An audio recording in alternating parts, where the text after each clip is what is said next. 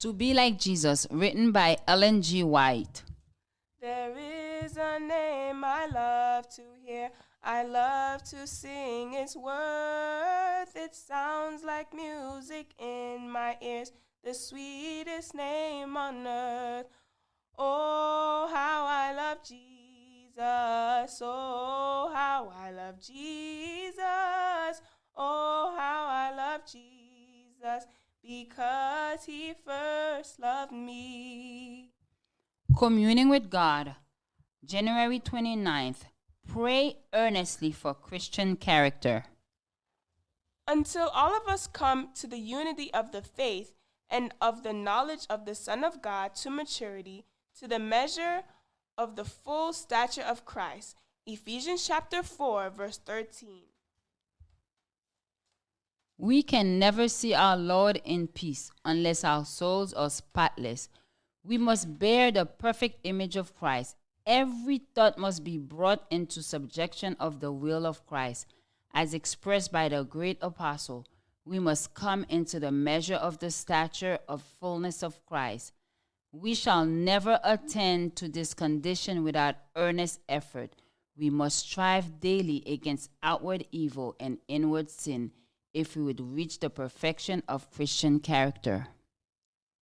Those who engage in this work will see so much to correct in themselves and will devote so much time to prayer and to comparing their characters with God's great standard, the divine law, that they will have no time to comment and gossip over the faults or dissect the characters of others.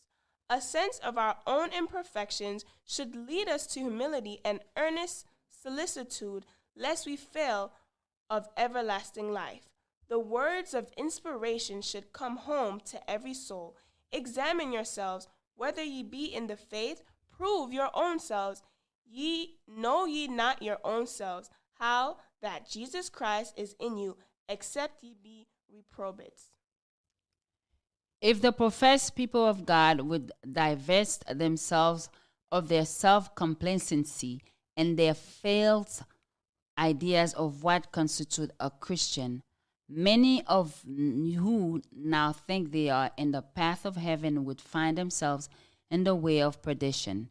Many proud-hearted professors of religion would tremble like an aspen leaf in the tempest could their eyes be opened to see what spiritual life really is. Would that those now reposing a false security could be aroused to see the contradiction between their profession of faith and their everyday demeanor?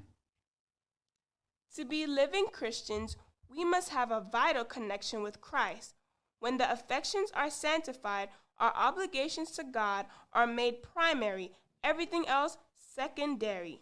To have a steady and ever-growing love for God and clear perception of his character and attributes, we must keep the eye of faith fixed constantly on him. Christ is the life of the soul. We must be in him and he in us, else we are sapless branches.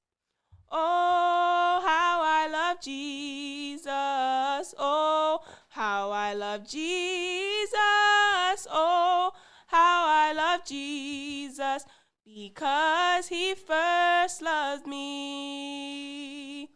Join us tomorrow for another devotional reading by God's grace. Until then, may God bless you and keep you, and may his wonderful face shine upon you.